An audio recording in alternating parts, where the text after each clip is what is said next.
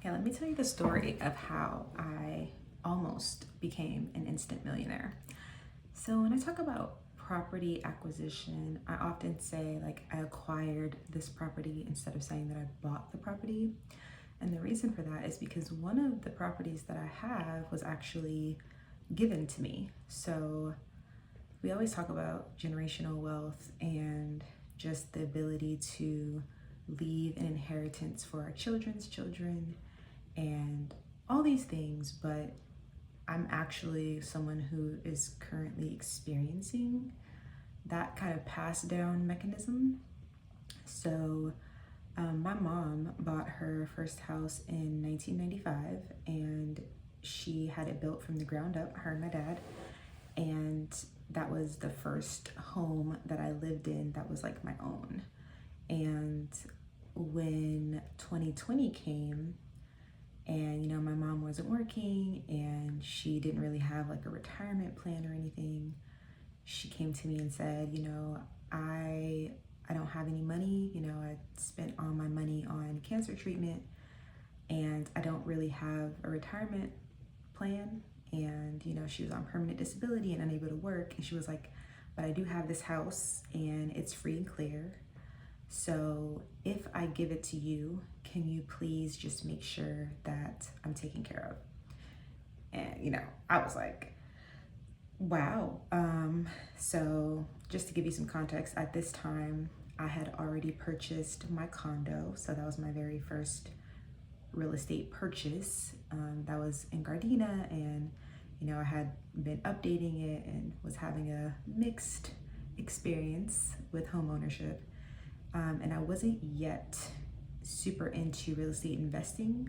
So I had operated an Airbnb when I was renting. So that was in 2016. That was my first kind of dabble into this house hacking, real estate investing field. And after that, when I bought my condo, I also did some Airbnb, did some house hacking, rented out a room.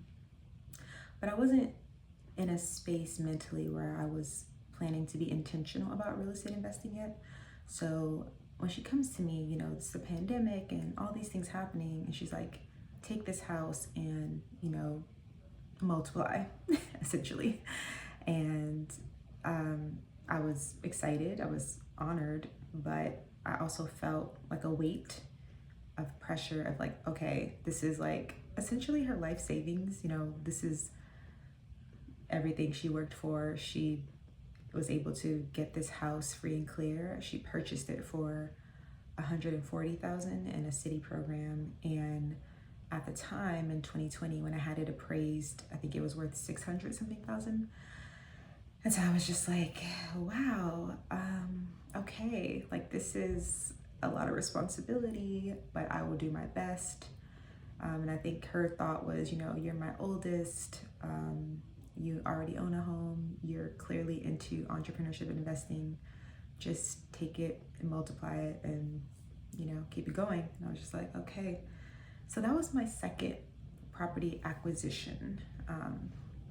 So, as the Bible instructs us, don't bury your talents, take them and multiply them and be fruitful. So I decided that the best way to capitalize on this acquisition would be to do some room by room rentals. And the way that I came up with that is because my brother had moved home because the apartment he was renting, the landlord decided to sell, and so they did like a cash for keys kind of thing. And so he ended up moving back home. So I had my mom and my brother living in this house, and it had two other rooms. And I'm just like, okay, so I can, start charging rent. And I mean, my mom was paying a nominal amount, but, start charging rent, and then I can do some renovations and change these other rooms and start renting those out too. And so I talked to them about it, of course, they were fine. And I was like, okay, this is going to be the way that I start to build a fund to take care of my mom, but also just to like make use of this property. Like I don't want it to just sit and not be fruitful. It's this mindset of your money should be making you money. Your money should be growing. So, you know, not having it sit in an account, when we're talking about cash, not having it sit in an account where it's earning nominal interest and not really doing anything for you. And that's why people talk about investing your money.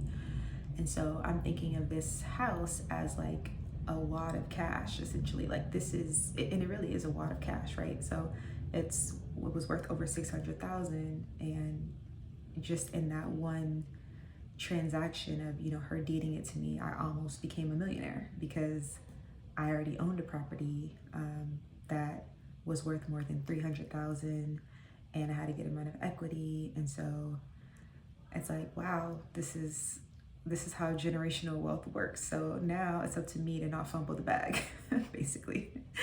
So I was like, all right, I have this big wad of cash, or this property.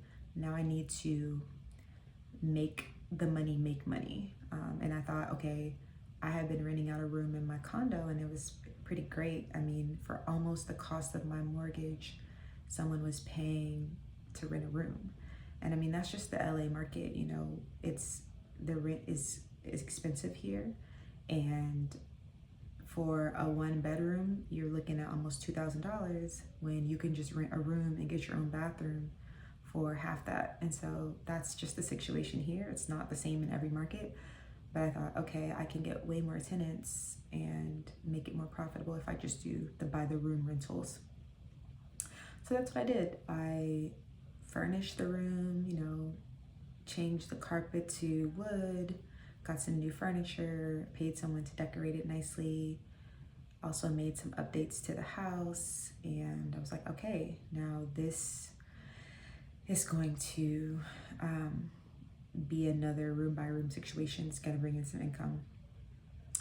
And then recently, the way that I've been thinking about it is, okay, there's this huge backyard, right? So I'm like, how can I make the most of this land and of this gift that was given to me? And so right now I'm in the process of figuring out how to turn the big backyard space into another cash flowing property. So that looks like building an ADU. And so I've been consulting with architects and contractors to see what is the cost of building an ADU, what size ADU can I actually build on this space, what are the timelines. You know, I've been talking to lenders, what are the costs looking like. And so I have a plan for that, and that will likely start next year, 2025, after my wedding. So, you know, when I have more time to dedicate towards that and more money. So be renting out the rooms. And I don't know if at that time when I do the ADU, if I'll still be renting out the rooms, but I have some options, right? I could do a 2-bed, 1-bath ADU. I could rent out those rooms, or I could do 2-bed, 2-bath ADU. I could continue renting out the rooms in the front house, or I could just renovate the whole thing and rent it out to one family. So definitely some things to think about. But yeah, that's the story of my second property acquisition, one that I did not purchase. And thank God for my parents for doing the one thing they could have done to create instant generational wealth, and just buying a property and paying it off. It's such a blessing. So I'll always have that asset to lean on. And that can help create more assets, and, you know, help me take care of my parents in their older age, or as they get older, help me take care of my kids. You know, I have to figure out what's the best way to protect this inheritance and make sure I take care of my brother. And it's a lot of responsibility, but nonetheless, I'm blessed and excited to make the most of it.